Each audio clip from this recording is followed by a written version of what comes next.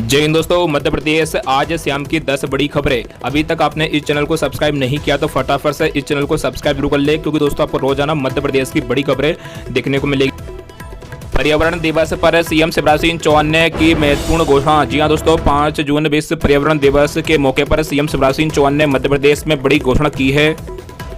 विश्व पर्यावरण दिवस के अवसर पर अंकुर अभियान का शुभारंभ करते हुए सीएम शिवराज ने पौधारोपण किया। इसके साथ ही महत्वपूर्ण व्यक्तियों से उन्होंने चर्चा की। बिल्डिंग परमिशन के साथ पेड़ पौधे लगाने की अनिवार्यता की जाएगी। वही मध्य प्रदेश देश का पहला राज्य होगा जहां बिल्डिंग परमिशन के लिए पेड़ लगाना अनिवार्य किया जाएगा।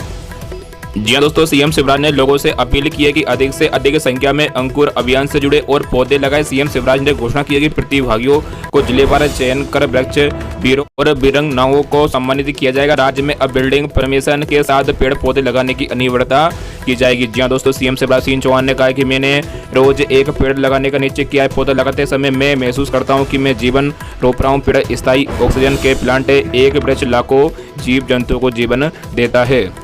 जी हां दोस्तों, सीएम शिवराज ने कहा कि आज पर्यावरण दिवस है। भौतिक प्रगति के लिए जिस तरह से प्रगति के साथ खिलवाड़ हुआ वो गलत है। ये स्थिति पृथ्वी का तापमान 2 डिग्री तक बढ़ेगा। इसके साथ ही सीएम शिवराज ने कहा कि जो अनेक आपदाओं को जन्म देगा, हम क्या इतने स्वार्थी हो गई, आने वाली पीढ़ी के लिए ऐसी धरती छोड़ेंगे।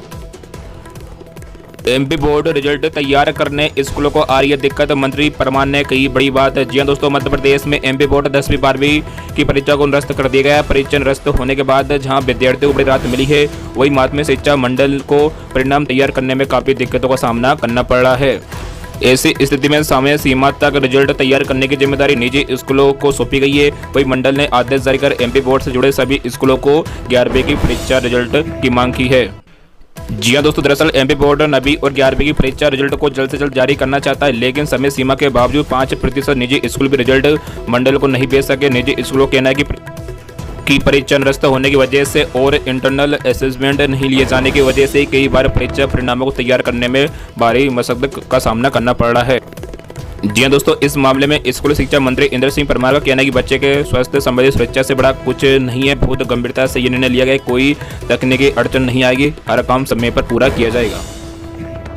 मध्य प्रदेश में पॉजिटिविटी रेट घटकर 0.8% पहुंची। 15 दिन और जारी रहेगा कोरोना कर्फ्यू। जी हां दोस्तों, आप सभी को बता दें, मध्य प्रदेश में पिछले 24 घंटों में 718 कोरोना केस सामने आए और 81,000 टेस्ट हुए। इसी के साथ पॉजिटिविटी रेट घटकर 0.8% पहुंच गई है। सीएम शिवराज सिंह चौहान ने कहा कि 5% से कम पॉजिटिविटी रेट होती है तो कोरोना नियंत्रित माना जाता है। हम तो 0.8% पर पहुंचे, लेकिन अभी भी 15 दिन का कोरोना कर्फ्यू जारी रहेगा। जी हां दोस्तों, हालांकि उसमें छूट दी जा रही है, लेकिन कर्फ्यू का पालन किया जाना जरूरी है। इसी के साथ उन्होंने व्यापारियों और जनता के सहयोग के लिए आभार भी जताया। जी हां दोस्तों, सीएम शिवराज सिंह चौहान ने कहा कि अभी इंदौर, भोपाल और जबलपुर में केस की संख्या अधिक है, लेकिन वहां भी पूरी सावधानी रखी जा रही है। उन्होंने कहा कि आज प्रदेश में कोविड-19 के केवल 718 पॉजिटिव प्रकरण आए हैं, जबकि टेस्ट 81,000 हुए हैं।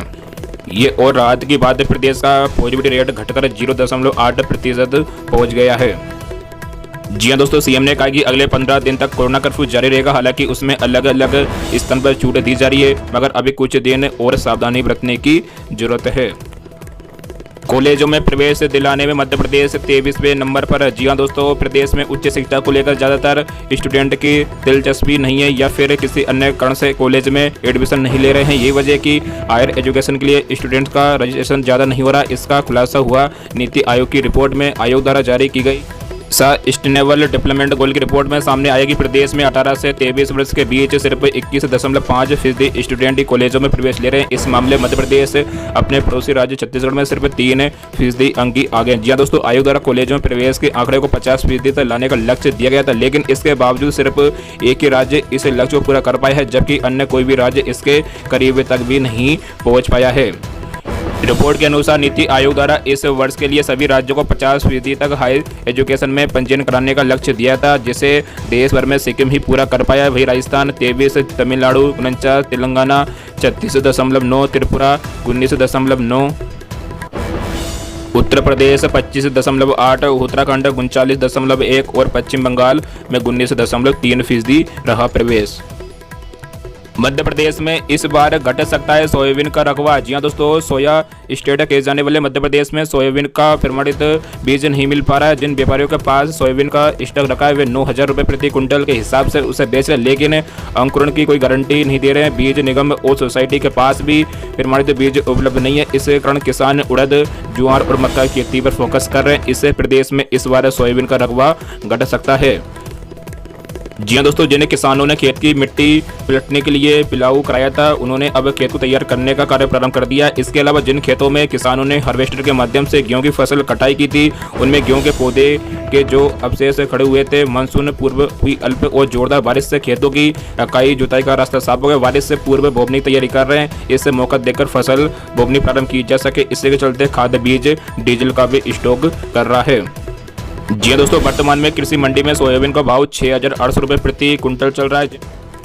राजधानी में तेज बौछारें पड़ने का असर है। जी हाँ दोस्तों, देश में मानसून सीजन की शुरुआत हो गई है। मानसून केरल तट पर पहुंच गया और आगे बढ़ने शुरू कर दिया है। प्रदेश में मानसून 20 जून के बीच प्रवेश कर जाएगा। अब इस मामले मानसून पूर्व की बारिश का दौर चलेगा। बादल छाने और आंधी बारिश होगी। मानसून केरल से आगे बढ़ने लगा है। साथ ही अरब सागर और बंगाली खाड़ी में मानसूनी हलचल तेज होने से मध्य प्रदेश के वातावरण में नमी बढ़ने लगी है।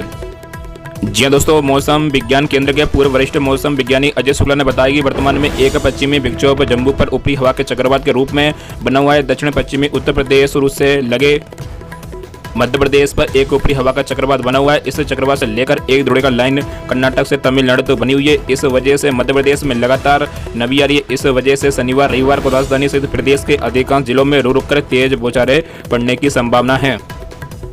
मंडियों में लगेगी किसानों को वैक्सीन। जी हां दोस्तों, ग्रामीण क्षेत्र में कोरोना संक्रमण रोकने के लिए हर स्तर पर वैक्सीन लगाई जा रही है। अब किसानों को वैक्सीन लगाने के लिए मंडी में ही टीकाकरण शिविर लगाया जाएगा। कृषि एवं स्वास्थ्य विभाग इसको लेकर एक कार्य योजना तैयार कर रहे हैं, जिससे गांव से बाहर फसल बेचने के लिए आने वाले किसानों को वैक्सीन लगाई जा सके।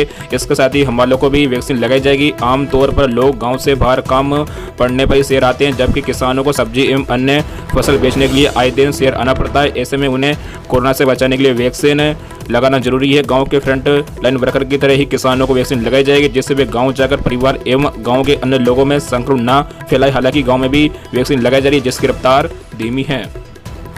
जूडा को मुख्यमंत्री से भेंट का इंतजार, हड़ताल जारी। जी हां दोस्तों, प्रदेश के मेडिकल कॉलेजों को जूनियर डॉक्टर्स की हड़ताल आज भी जारी रही। उच्च न्यायालय द्वारा हड़ताल को आवेदक राय दिए जाने के बाद प्रदेश भर के जूनियर डॉक्टर्स ने इस्तीफा सौंप दिए हैं। गांधी मेडिकल कॉलेज भोपाल प्रबंधन ने कुछ हड़ताली जूडा को हॉस्टल खाली करने के निर्देश दिए हैं। इधर इंडियन मेडिकल एसोसिएशन सहित चिकित्सा से जुड़े विभिन्न संगठनों ने जूडा की मांगों को समर्थन किया। जूडा ने आज गांधी मेडिकल कॉलेज परिसर में रक्तदान शिविर का आयोजन किया।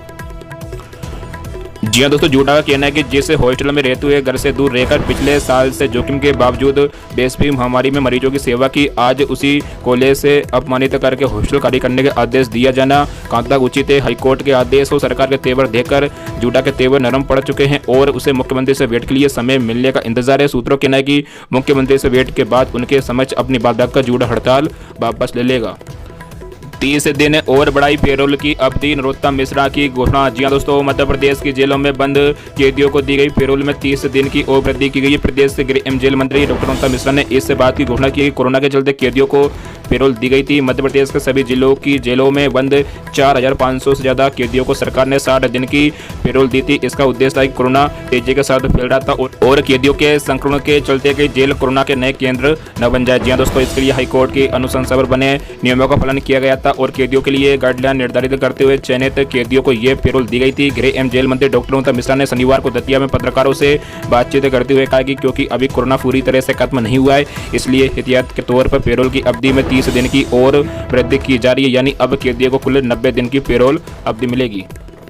जबलपुर भोपाल की ट्रेन फिर पटरी पर दौड़ेगी। जी हां दोस्तों, कोरोना की दूसरी लहर के चलते बंद हो गई जन शताब्दी और विंध्याचल एक्सप्रेस एक बार फिर पटरी पर लौटेगी। 7 जून से दोनों ट्रेनों का संचालन शुरू होगा और दोनों ट्रेनों के संचालन से राजधानी की यात्रा सुगम होगी। वही इटारसी, नरसिंहपुर, कटनी, बीना के बीच के लोगों को फायदा होगा। रेलवे प्रशासन ने छपरा पनवेल के बीच में स्पेशल ट्रेन शुरू करने का निर्णय लिया है और ये ट्रेन भी जबलपुर होकर गुजरेगी। जी मंडल की वीडियो को लाइक करें, चैनल को सब्सक्राइब करें और हाँ दोस्तों, ज़्यादा से ज़्यादा अपने मित्रों में इस वीडियो को शेयर जरूर कीजिएगा।